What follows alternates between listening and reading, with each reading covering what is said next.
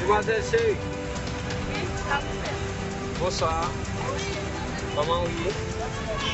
S'il vous plaît, avancez le ballon, s'il vous plaît. C'est moi, on va appeler ça. Vous pouvez là, s'il vous plaît. Bon, moi, j'ai une date à venir parler avec vous, comme on observe. Vous parlez du temps. Et nous, on s'en met à parler. En plus, tu vas nous mettre un petit téléphone. En plus, là où tu vas là, sérieux, tu vas être besoin. Waouh, c'est ça, c'est bien sérieux. Mais non, c'est où?